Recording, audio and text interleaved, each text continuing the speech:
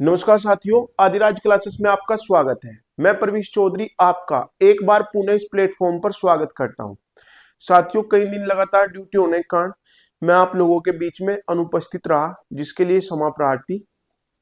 साथियों, जैसा कि हम लोग ने आपसे वादा किया था कि एच डी यादव बुक की चक्रवर्ती ब्याज की इस क्लास में अगर आप लोगों के ट्री मेथड समझ में ना आया हो तो मैं आपको ट्री मेथड दोबारा बताऊंगा। तो कई साथियों के व्हाट्सएप पर भी और कहीं के यूट्यूब पर भी कमेंट्स आए कि हमें दोबारा बताओ, तो मैं दोबारा बताने की कोशिश करता हूं। ट्री मेथड ऐसा मेथड है जिसे 10,000 रुपए हमें मूलधन मिला, 10,000 रुपए समय दिया उसने 3 वर्ष, और साथियों उसने रेट दी 10%। अब यहां से वो हमसे क्या पूछ सकता है? 3 साल का सीआई, एसआई, डिफरेंस या ओनली किसी पार्टिकुलर ईयर का सीआई। जैसे वो कह दे केवल दूसरे साल का चक्रवर्ती ब्याज बताओ, केवल तीसरे साल का चक्रवर्ती ब्याज बताओ, या तीसरे और दूसरे साल के चक्रवर्ती ब्याज का अंतर बताओ। तो जो दूसरे मेथड है ना, जैसे 3-3-1 है, 4-6-4-1 है, तो वो सब मेथड क्या है, यहाँ फेल हो जाएंगे। ठीक है साथियों, वो प्रॉपर काम करने के ही नहीं। लेकिन ट्री मेथड ऐसा है कि चक्रवर्ती ब्याज का कुछ भी क्वेश्चन है आपकी नजरों के सामने से होकर गुजरेगा। तो मैं आपको बताता हूं, जैसे 10,000 रुपए है, सबसे पहले हम क्या करते हैं, रेट को तोड़ते हैं। 10% का मतलब हो गया 1/10, यानी हर 10 रुपए पे 1 रुपए ब्याज लगेगा। हर एक साल में 10 रुपए पे 1 रुपया ब्याज का मिलेगा आपको।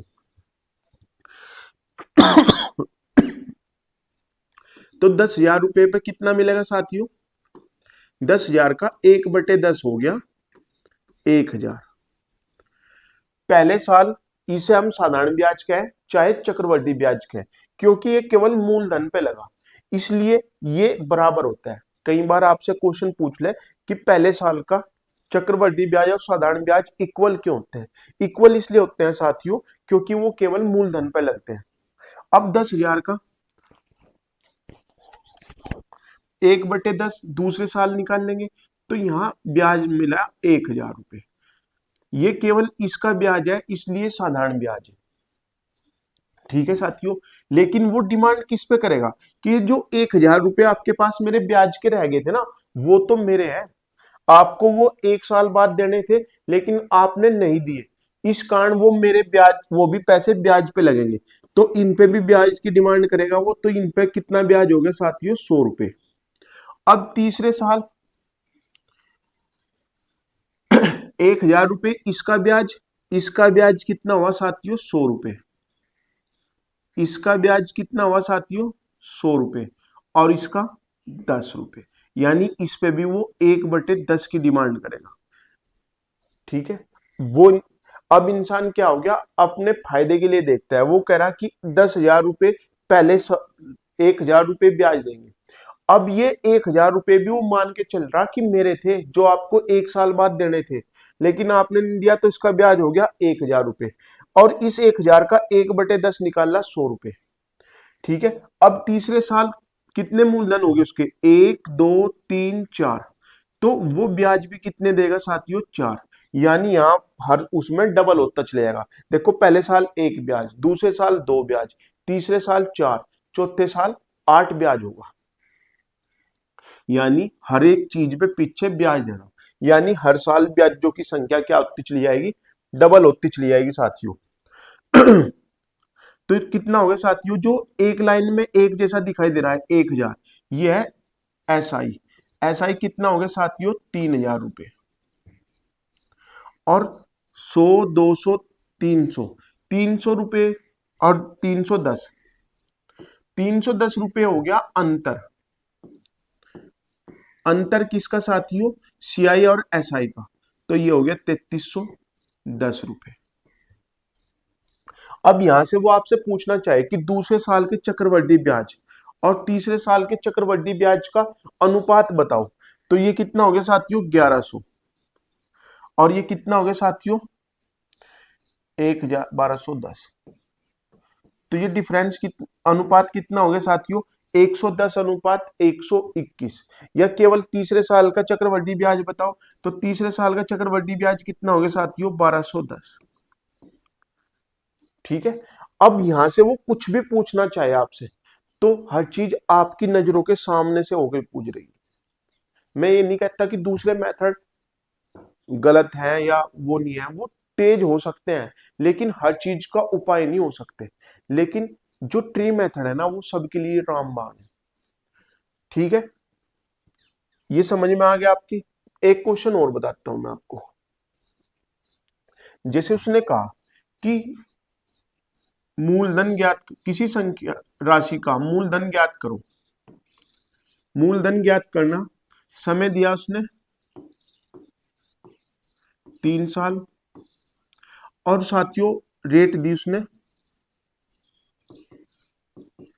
5%। और जो एसआई और एसआई, सीआई और एसआई का जो डिफरेंस है ना साथियों, वो दिया उसने 305। और मूलधन के साथ साथ उसने क्या पूछा, सीआई भी ज्ञात करो। 3 सालों का सीआई भी ज्ञात करो। अब अगर हम इसमें क्या लगाएं, फार्मूला लगाएं कि P बराबर डी गुणा 100 गुणा 100 गुणा 100 बटे R square into 300 plus R. वहां से केवल क्या आएगा, मूलधन ज्ञात होगा। हमें क्या ज्ञात होगा साथियों, केवल मूलधन। और मूलधन से फिर हमें वापिस आना पड़ेगा किस पे, चक्रवृद्धि ब्याज पे। ठीक है, फिर दो, यानी हमें क्या लगाना पड़ेगा, 2 बार लगाना पड़ेगा। तो उससे बचने के लिए अगर हमें मूलधन ना पता हो, तो सबसे पहले हमें क्या तोड़ना, परसेंटेज तोड़नी। 5% का मतलब हो गया 1/20। और हमें पता 3 बार लगना, तो हम इस 20 का क्या कर देंगे, क्यूब कर देंगे। अगर 2 साल होता तो स्क्वायर करते, अगर 4 साल होते तो क्या करते, उसका 4 करते। इसकी पावर कितनी करते, 4। तो 20 का क्यूब करेंगे, 20 का क्यूब कितना हो गया साथियों, 8000। यानी सीधी बातों में जितनी बार अगर मूलधन ना पता हो हमें और ट्री मेथड लगाना हमें, तो क्या करो, 5% को तोड़ो, 20 गुणा 20 गुणा 20। जितनी बार उसने कहा उतनी बार आप 20 लिखोगे। तो 20 कितना हो गया साथियों, ये हो गया 4400। सॉरी, 0 से 0 कट गई। दूसरे साल का ब्याज कितना होगा, 400। और हमें इस पे भी ब्याज देना पड़ेगा, ये हो गया 20। अब तीसरे साल का कितना हो गया साथियों, 400। इसका ब्याज 20, इसका ब्याज 20 और इसका ब्याज 1 रुपया। अब देखो 1200 रुपये हो गया चक्रवृद्धि, ये साधारण ब्याज। 61 रुपये, 20 20 60 और एक 61 रुपये हो गया अंतर। और चक्रवृद्धि ब्याज हो गया 1261। अब उसने हमारे से क्या पूछा साथियों, मूलधन और क्या पूछा, चक्रवृद्धि ब्याज। अब हमारा अंतर आया 61, जबकि उसका अंतर कितना है साथियों, 305 है। यानी 61 का 5 गुना है। तो आप हर चीज क्या कर दो, 5 गुना कर दो। ये 305 होगी तो ये भी 5 गुना हो जाएगा और ये भी 5 गुना हो जाएगा। तो 8 पंजे, ये हो जाएगा 40,000। यानी मूलधन था 40,000 और ये था चक्रवृद्धि ब्याज 5, 5 छंग 30, 12 पंजे 60 और 3 63। तो चक्रवृद्धि ब्याज कितना था साथियों, 6305 रुपए। और मूलधन कितना था, 40,000। यहीं से वो आपसे पूछ ले कि केवल दूसरे साल का चक्रवृद्धि ब्याज बताओ, और यही क्वेश्चन आपसे दे रखा, तो आपके सामने है 420। तो आप क्या करोगे, इसका 5 गुना कर दोगे। 0 5 दूनी 10, 5 चौक 20 और 1 21। यानी केवल दूसरे साल का चक्रवृद्धि ब्याज कितना होगा साथियों, 2100 रुपए होगा। तो आप देखो ट्री मेथड में क्या हो रहा, बिल्कुल हर चीज आपकी नजरों के सामने है। वो एक चीज देकर आपसे कितनी भी चीज पूछ ले, वो हर बार आपकी क्या होगा, आंखों के सामने होगी। हर चीज आपकी नजरों के सामने होगी। ऐसा नहीं कि एक बार आप मूलधन निकाल लोगे फिर चक्रवृद्धि ब्याज निकाल लोगे। भाई डायरेक्ट उसने मूलधन नहीं पूछा, यही क्वेश्चन दिया। ठीक है, तो हमें क्या करना पड़ेगा, हमारी मजबूरी है, अगर हम ट्री मेथड नहीं जानते तो आप क्या करोगे, वापिस मूलधन, ये डिफरेंस से मूलधन पे जाओगे, मूलधन से फिर कहां आओगे, चक्रवृद्धि ब्याज पे आओगे। ठीक है, क्योंकि 3 साल में वो अंतर भी नहीं लगा पाएगा। जैसे अगर 2 साल का है, 10% की दर है, तो आप 10% को क्या लिखते हो, 10 से 11, 10 से 11, तो ये कितना हो गया 100, और ये हो गया 121। तो जो ये होता है साधारण ब्याज, और जो क्रॉस में होता है ये होता है सीआई चक्रवर्ती ब्याज, यानी 21। और उसने डिफरेंस दिया आपको 21 का, मान लो 210 दिया, और साधारण ब्याज पूछा, तो साधारण ब्याज हमारा 20 रुपए था, तो 21 की वैल्यू 210 है, तो यहाँ आप एक जीरो और लगा दो। तो अगर चक्रवृद्धि ब्याज 210 है, तो साधारण ब्याज कितना हुआ साथियों, 200 रुपये हुआ। लेकिन ये केवल 2 साल तक निकालने में ही आसान है, यहां से चक्रवृद्धि ब्याज तो निकाल लेंगे हम, लेकिन अंतर से तुलना कैसे करेंगे। भाई आप ये समझो कि जैसे ये क्वेश्चन था, हम लिख देंगे 20 से 21, 20 से 21, 20 से 21, ये हो गया 8,000, और ये हो गया 9261। अब 1261 रुपए ब्याज के हैं, लेकिन साधारण ब्याज और चक्रवृद्धि ब्याज का अंतर कैसे होगा, उसके लिए तो हमें फिर क्या करना पड़ेगा, यहां से 8,000 गुणा 3 और गुणा 5, 8 पंजे 40 दिया 1200, ये निकाल लेंगे। फिर 61, 61 का 5 गुणा करेंगे, तब जाके 305 आएगा, और फिर हम 5 की हर जगह गुणा करेंगे। तो यहाँ आप देखोगे कि 2-3 बार हमें बार बार प्रक्रिया करनी पड़ी। तो उस प्रक्रिया से बचने के लिए आप क्या करो, ट्री मेथड लगाओ। मैं ये नहीं कहता, कई बार हम जहां साधारण ब्याज चक्रवृद्धि ब्याज दे रखा हुआ है, मिश्र दंड दे रखा हुआ, तो मैंने आपको पहले बताया था, तब ये मेथड अच्छा है। लेकिन अगर वो थोड़ा सा भी घुमा फिरा के पूछे ना, तो ट्री मेथड सबसे बेस्ट है। मानने की बात है वो 5-7 सेकंड ज्यादा ले रहा, लेकिन आप शुरुआत में अगर आप बिल्कुल नए हो, तो आपको ट्री मेथड से ही करने चाहिए क्वेश्चन, ठीक है। जैसे एक क्वेश्चन और ले लें हम, कि यदि दर 16,203 है, 16 से ही 2/3% है,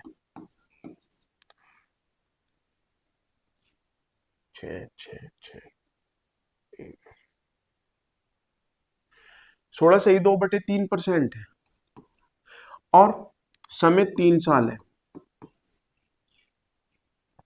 और सीआई एसआई का डिफरेंस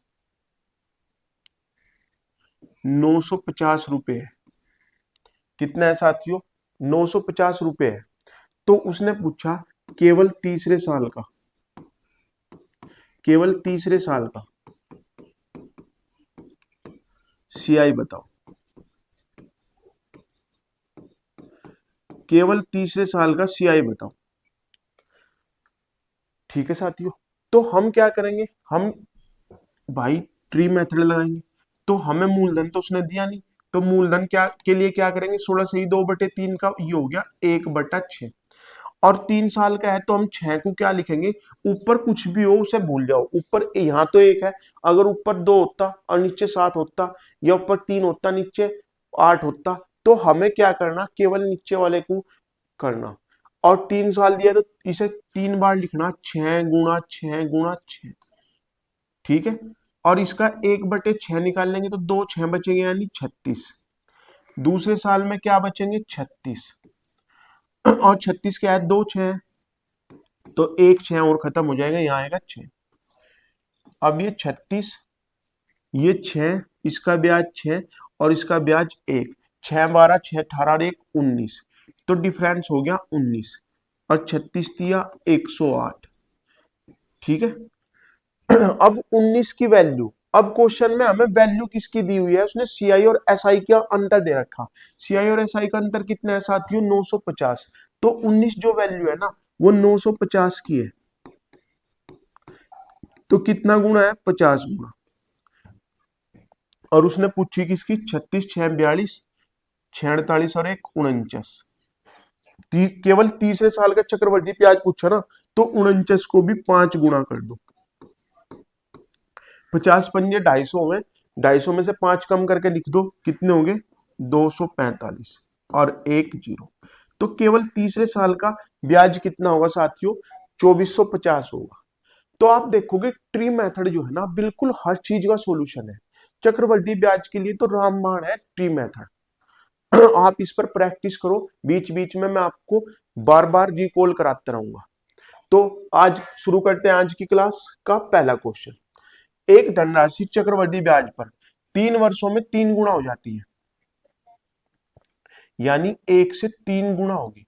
इसमें हमें क्या ध्यान रखना कि जितना गुना होगी ना, अगली बार जब भी वो पूछेगा तो इसी का क्या पूछेगा, इसी का कोई मल्टीपल पूछेगा। जैसे 10% दर होती तो ये 10 से 11 होता, फिर अगले साल 100 से 121 होता, अगले टर्म में 1000 से 1331 होता। तो हर बार आप देखोगे कि यहाँ 121 क्या है, 11 गुना 11 है, ये 1331 क्या है, 11 गुना 11 गुना 11 है। तो ये क्या हो रहा है साथियों, ये आप देखोगे कि 11 को ही जो चक्रवर्ती 10% को तोड़ के हमने 1/10 लिखा, 10 से वो 11 हुआ। तो ये जो मिश्र धन है ना, ये ठीक है, यही किसका, पहले वाले का ही मल्टीपल है, यानी उसकी उसमें उतनी ही बार गुणा है। तो ये होगी 1 से 3, तो ये होगी 1 से, वह अपनी मूल राशि की, यानी 1 से 9। 9 का मतलब क्या है, 3 का स्क्वायर। 1 से 3 होने का मतलब है 3 की पावर 1। और 3 की पावर 1 का मतलब क्या है साथियों, कि 1 से वो 3 का स्क्वायर पूछ रहा, कितनी बार उसमें होगा। तो हम क्या करते हैं, 3 वर्षों में वो 1 होता है, 1 होने में उसे 3 वर्ष लगते हैं, तो 2 होने में कितने लगेंगे, 6 साल। कितने लगेंगे साथियों, 6 साल। और ये कहां दिखाई दे रहा है हमें, सी ऑप्शन। चक्रवर्ती ब्याज पर निवेशित एक धनराशि 5 वर्ष में दुगनी हो जाती है, वह मूल की 8 गुनी कितने समय में होगी। तो 1 से 2 होने में उसे कितने समय लग रहा है साथियों, 5 साल। अब वो कह रहा कि 1 से 8, तो 8 को हम किस तरह लिख सकते हैं, 2 दूनी 4 दूनी 8। तो इसे 8 की जगह हम क्या लिख सकते हैं साथियों, 2 की पावर 3। 1 होने में उसे 5 साल लग रहे, तो 3 होने में कितने समय लगेगा, मेरे साथ बोल लो भाई। 1 होने में 5 साल, तो 3 होने में कितना लगेगा, 15 साल। ये हो गया आंसर, ठीक है। एच डी यादव बुक की सबसे खास बात पता क्या है, कि इसमें एक ही टाइप की 10-10 15-15 क्वेश्चन है, और 10-10 15 क्वेश्चनों को जब आप बार बार एक साथ करोगे, तो ये जो मेथड होता है ना, वो आपका रिपीट हो जाता है। और आप देखोगे अपनी बुक में यहाँ बी क्या लिख रखा, उन्होंने सन भी लिख रखा कि किस सन में ये क्वेश्चन आया। तो आप देखोगे कि इस टाइप के भी बहुत सी बार क्वेश्चन आते हैं। कोई धनराशि किसी निश्चित चक्रवर्ती ब्याज की वार्षिक दर पर 3 वर्षों में 8 गुनी हो जाती है, तब वही धनराशि उसी चक्रवर्ती ब्याज की दर पर कितने वर्ष में 16 गुनी हो जाएगी। तो देखो साथियों, पहले वो 1 से 2 हुई होगी, फिर वो 2 की घात 3 हुई होगी, फिर वो 2 की पावर 4 हुई होगी। तो आप देखोगे तीन तीन गुनी होने में, यानी उसे 2 की पावर 3 होने में 3 साल लग रहे, तो 4 होने में कितने साल लगेंगे, 4। भाई 3 होने में 3 साल, तो 4 होने में 4 साल। उत्तर हो गया बी ऑप्शन, क्योंकि वो हर साल क्या हो रही साथियों, दुगनी हो रही। जैसे 1 से 2, 1 से हम लिखे इस तरह, 1 से 2, 1 से 4, 1 से 8, 1 से 16। तो पहले साल, दूसरा साल, तीसरा और ये चौथा, 3 साल में वो 1 से 8 हुई, तो 4 साल में वो 1 से 16 हो जाएगी। यदि कोई चक्रवर्ती ब्याज पर रखी गई कोई राशि 5 वर्ष में दुगनी हो जाती है, तो वह राशि 8 गुना होने में कितना समय लेगी। तो साथियों, 1 से 2 होने में कितना समय ले रही है वो, 5। और उसने पूछा 1 से 8, 8 का मतलब 2 की पावर 3। तो जो ये ऊपर पावर आई ना, उसकी समय में गुणा कर दो आप, कितना हो गया साथियों, 15 वर्ष। आप यहाँ 2 की पावर 1 है, ये होगी 2 की पावर 3।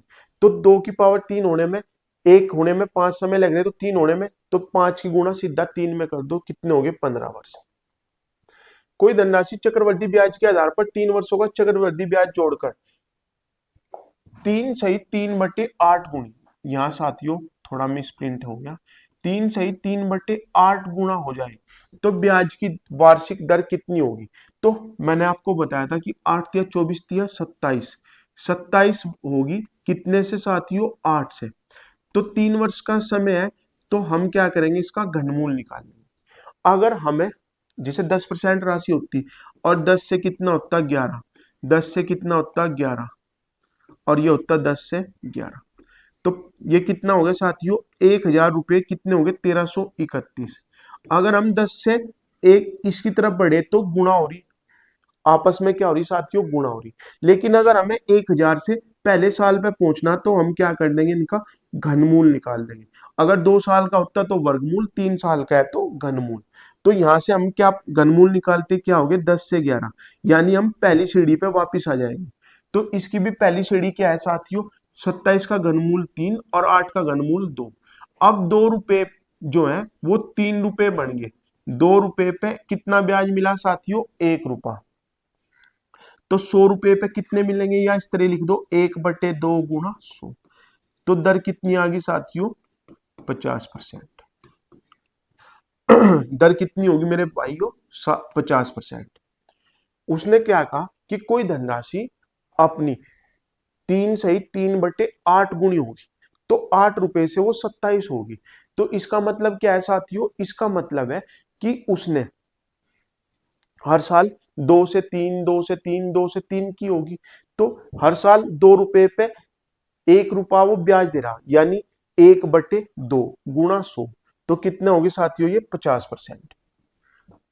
ठीक है, आंसर हो गया 50%। उसने कहा एक धनराशि चक्रवृद्धि ब्याज की दर पर 2 वर्षों में 500 और 3 वर्षों में 540 हो जाती है। तदनुसार उस चक्रवृद्धि ब्याज की वार्षिक दर, अगर हमें केवल दर ही ज्ञात करनी हो तो 500 रुपए पे 540 रुपए ब्याज के मिले।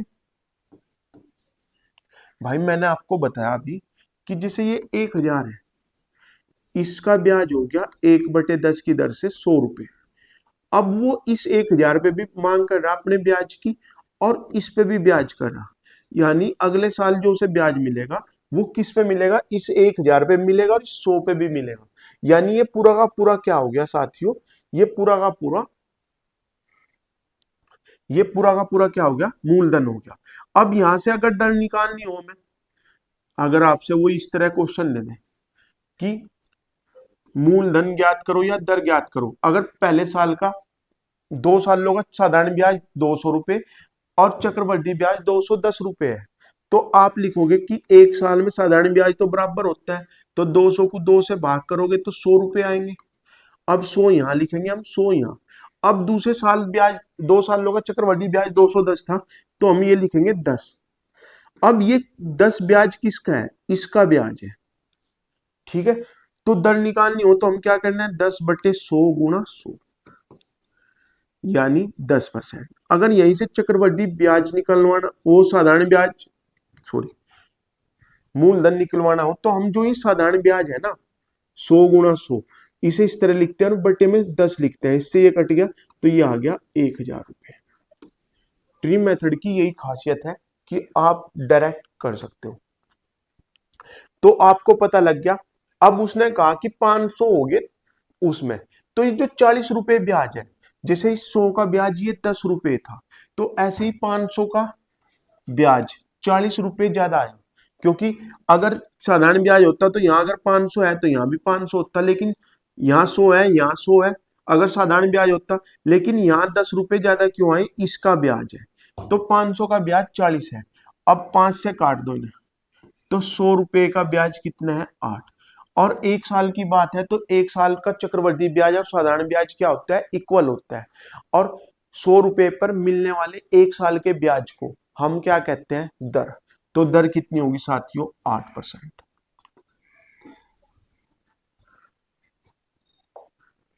उसने कहा एक धनराशि R% प्रति वर्ष के चक्रवृद्धि ब्याज पर 2 वर्षों तथा 3 वर्षों के बाद क्रम से 1440 तथा 1728 हो जाती है। देखो साथियों, 2 साल बाद वो 1440 होगी, तो 1440 पे 1728 का डिफरेंस कितना आ गया, 228, 288। कितना आ गया साथियों, 288 रुपए। और 288 ब्याज किसका है, इस 1440 का है, एक साल का, और गुणा 100। हमें पता 288 का अगर किसी संख्या का आधा नीचे लिखा और उसके साथ जीरो हो तो इसका मतलब वो 5 बार कटेगा। जैसे आपको कह दिया कि 18/90 और गुणा 100 है, तो हमें देख रहा कि 18 का आधा 9 है और उसके साथ जीरो है, तो ये 5 बार चलेगा। तो हमें दिख रहा कि 144 का दुगुना ऊपर लिखा हुआ, लेकिन 144 के साथ क्या है, जीरो है, तो ये कितनी बार कटेगा, 5 बार। और ये हो गया साथियों 20%।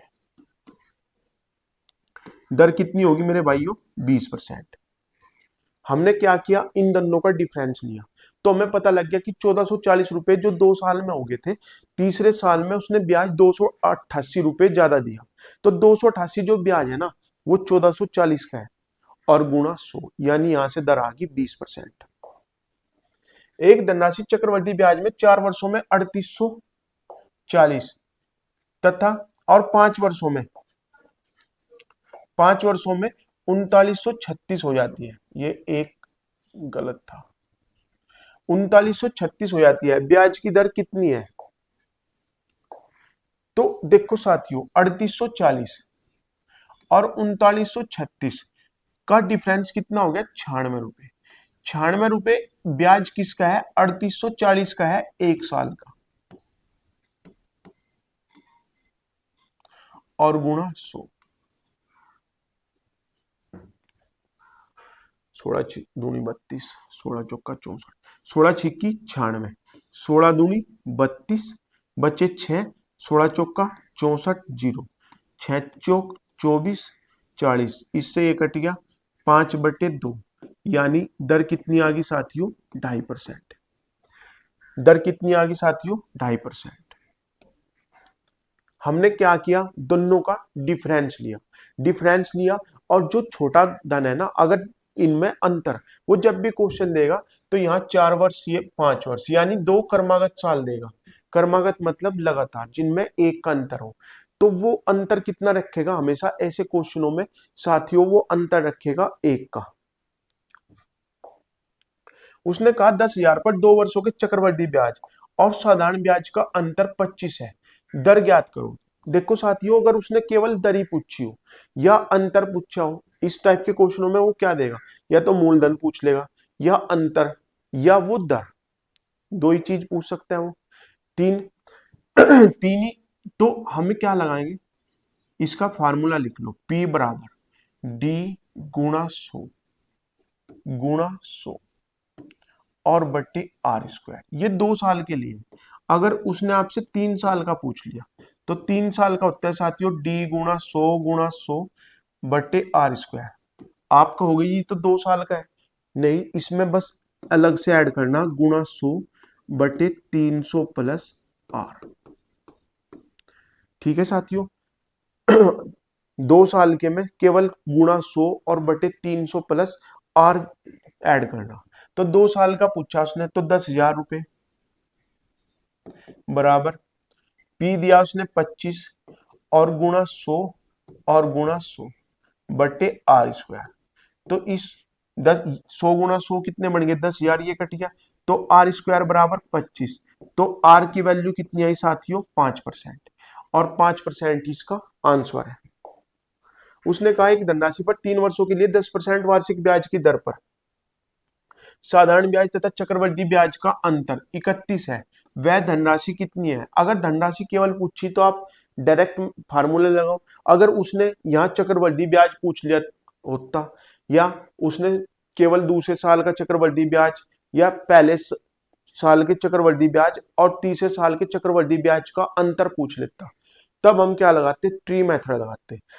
ठीक है साथियों। तो उसने कहा 31 रुपए डिफरेंस है, 3 साल का है तो गुणा 100 और 10% का मतलब होगा 10 गुणा 10, और तीसरे साल के लिए हमें 100 बटे 300 प्लस के R, यानी 310 लिखना पड़ेगा। ये तो केवल 2 साल का है, और तीसरे साल के लिए इसमें ये एक्स्ट्रा ऐड करना होता है। और बराबर P। अब यहां देखो आप, ये 2 जीरो कट गई, ये तीसरी जीरो कट गई, 31 से 31 कट गया, आंसर कितना आया साथियों, 1000। और 1000 कहां दिखाई दे रहा है साथियों, हमें सी ऑप्शन में। किसमें साथियों, सी ऑप्शन। हमने क्या किया, डिफरेंस गुणा 100 बटे आर स्क्वायर गुणा 100/310। तो ये कितना आ गया साथियों, 1000 रुपए। अब उसने कहा किसी धनराशि पर 8% की दर से 2 वर्ष के लिए चक्रवृद्धि ब्याज तथा साधारण ब्याज का अंतर 768 है। धनराशि कितनी होगी, 2 वर्षों का दिया तो हम लिखेंगे 768 गुणा 100 और गुणा 100, और आर को कितनी बार लिखेंगे, 2 बार। आपको हो गए 64, क्यों नहीं लिखा, 2 बार लिखने से ये फायदा हो जा, काटने में आसानी हो जा। 8 9 72, 8 6 48, 12 8 96, 12 के साथ 4 जीरो है, इसका मतलब 12,000 है, यानी 1,20,000। सॉरी भाई, यदि 2 वर्षों में किसी राशि पर 5% की दर से साधारण ब्याज और चक्रवृद्धि ब्याज का अंतर 6 रुपये है तो वह राशि कितनी है। अंतर दिया उसने 6, और यदि 5 गुणा 5 यानी 25, 25 चौक का 100, 6 चौक 24, ये कितनी राशि हो जाएगी साथियों, 2400 रुपए। जो एक जैसे क्वेश्चन होते हैं ना साथियों, और आप लोग वीडियो अगर वॉच कर रहे तो आप क्या करो, वीडियो को बीच में रोको और अगले सवालों को क्या करो, अगले सारे क्वेश्चनों को आप अपने से करने की कोशिश करो, और उसके बाद फिर वीडियो का सॉल्यूशन देखो कि आपने सही किया या गलत किया। 5,000 पर 2 वर्षों का चक्रवृद्धि ब्याज और साधारण ब्याज का अंतर 32 है। 32 गुणा 100 गुणा 100 बट्टे आर स्क्वायर, और यहां लिखेंगे साथियों 5,000। 100 से 2 जीरो कट गई, 50 दूनी 100, 32 दूनी 64, तो आर बराबर कितने हो गए, √64 का मतलब 8। तो आर कितनी होगी साथियों हमारी, 8%। और 8% कहां दिखाई दे रहा हमें, बी ऑप्शन। उसने कहा वह धनराशि कितनी होगी जो 8% पर वार्षिक दर पर 2 वर्षों के लिए साधारण ब्याज और चक्रवृद्धि ब्याज का अंतर 8 के बराबर है। तो 8 गुणा 100 गुणा 100, और 2 बार लिखेंगे इसे 8 गुणा 8, इससे ये कट गया। मैंने आपको कितनी बार बताया कि 100/8 का मतलब आप डायरेक्ट याद रखो 12.5, तो ये हो गया 12.5, और 12.5 की 100 में गुणा करेंगे तो 2 जीरो आएंगे, लेकिन 1 दशमलव में खत्म हो जाएगी, तो बचे कितने, 1250। और 1250 कहां दिखाई दे रहा है साथियों में, बी ऑप्शन। किसी धनराशि पर 5% प्रतिवर्ष की दर से 2 वर्ष के लिए साधारण ब्याज और चक्रवृद्धि ब्याज में 160 का अंतर है। 160 का अंतर गुणा 100 गुणा 100 बटे 5 गुणा 5, 25 चौका 100, 16 चौका 64, और 2 जीरो, तो ये कितना हो गया साथियों, 64,000 रुपए। कितना हो गया मेरे भाइयों, 64,000 रुपए। किसी धनराशि के 4% प्रतिवर्ष की दर से 2 वर्ष के लिए साधारण ब्याज और चक्रवृद्धि ब्याज में अंतर 1 है, तो 1 गुणा 100 गुणा 100 और बट्टे 4 गुणा 4, तो ये हो गया 25, और ये भी हो गया 25, और ये 25 का स्क्वायर कितना होता है साथियों, 625। अगर हमें ऐसी संख्या जिसके लास्ट में 5 हो उसका स्क्वायर करना होता है, तो हम क्या लिखते हैं, इस 5 को तो लिखते हैं 25, और जो ये संख्या है दाई की संख्या है उसके साथ एक ऐड करके 2 से बड़ा है क्या होता है, 3, इन दोनों का मल्टीप्लाई, 3 दूनी 6, तो आंसर आया 625।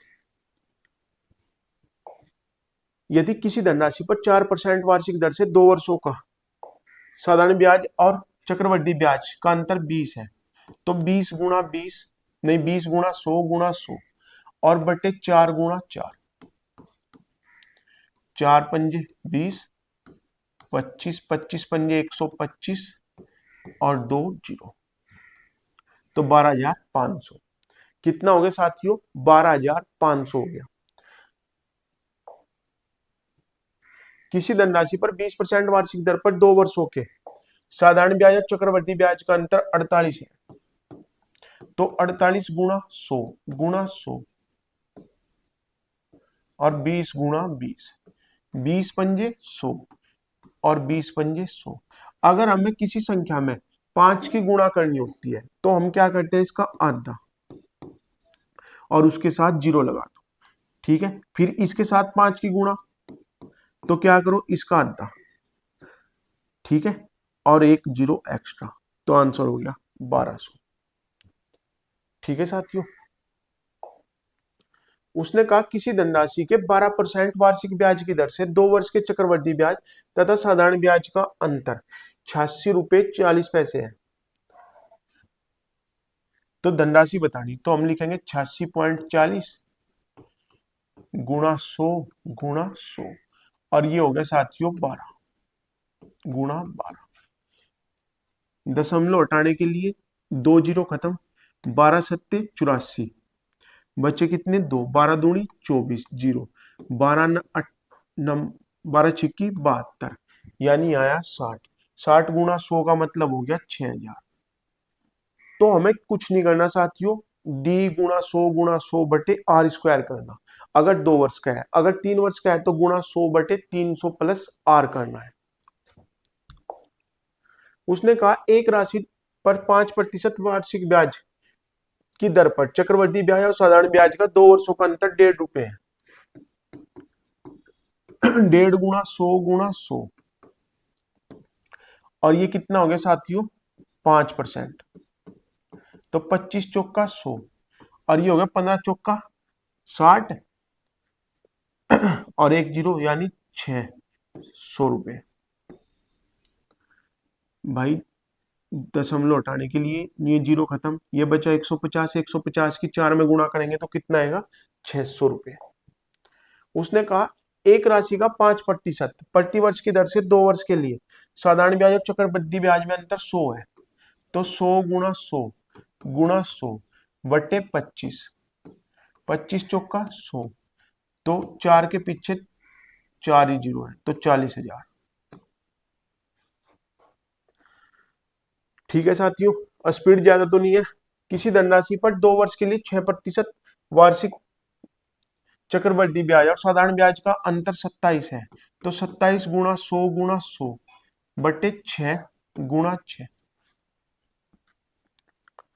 तो यहां से हमें क्या मिल गया, 3 तिया 9, ये 36 हो गया ना भाई, 9 गुणा 4 है, तो 9 तिया 27, और ये हो गया 25 तिया 7500। कितना हो गया साथियों, 7500। हमने क्या किया, इसे 36 को 9 गुणा 4 तोड़ दिया, या हम इस तरह करते 3 तिया 9, 9 तिया 27, यहाँ 9 आता, और 3 दूनी 6, फिर इसे काटते 3 दूनी 6 और 3 तिया 9। ठीक है, तो हमने पहले इसे 36 को 9 गुणा 4 लिख लिया, जिससे एक बार में ही वो कैलकुलेट हो गया।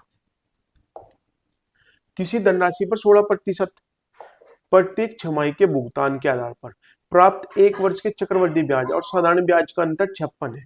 अब देखो साथियों, उसने 16% जो राशि बताई ना, वो 12 महीने के लिए बताई, लेकिन उसने 12 महीने को कहा कि मैं तो 6 महीने में कैलकुलेट करूंगा। इसका मतलब है 1 साल को उसने 2 बार तोड़ दिया, तो हमने भी अपनी दर क्या कर दी, 2 बार तोड़ दी।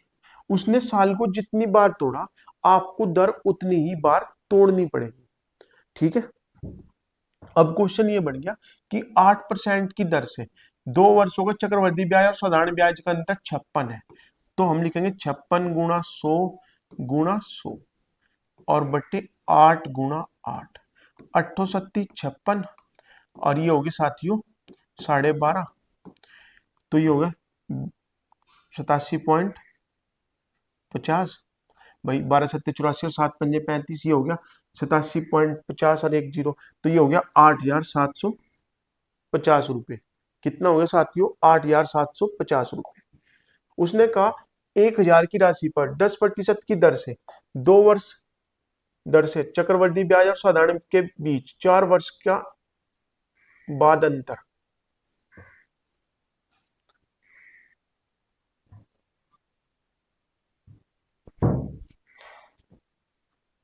1,000 की राशि पर 10% वर्ष की दर से साधारण ब्याज और चक्रवृद्धि ब्याज के बीच 4 वर्ष का अंतर।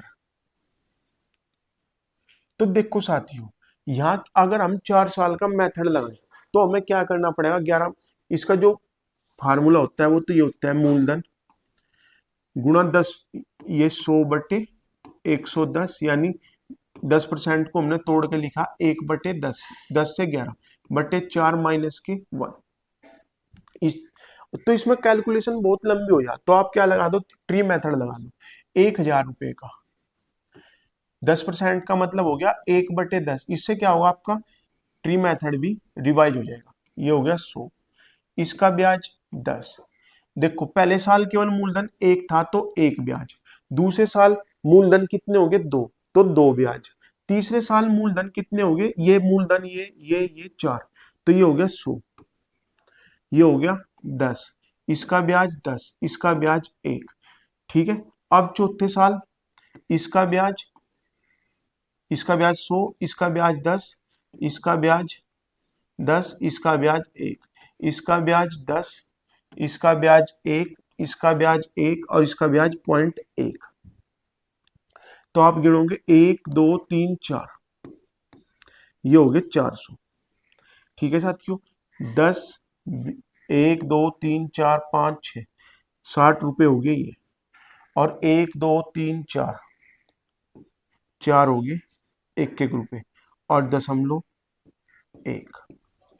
तो आप देखोगे 464.1 रुपया, 464.1 रुपया हो गया चक्रवर्ती ब्याज।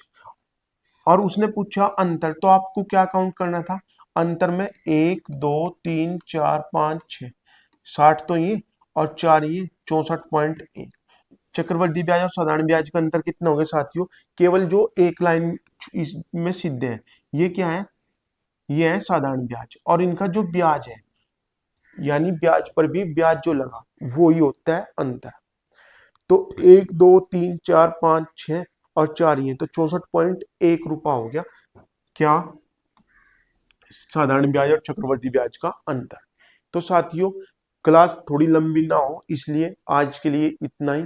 बाकी आप अपना प्यार बनाए रखिए, आपके अगर कोई भी सुझाव हो तो आप जरूर बताएं, हमें मैसेज करें, कमेंट करें, और वीडियो को ज्यादा से ज्यादा लाइक और सब्सक्राइब करें। धन्यवाद। जय हिंद, जय भारत।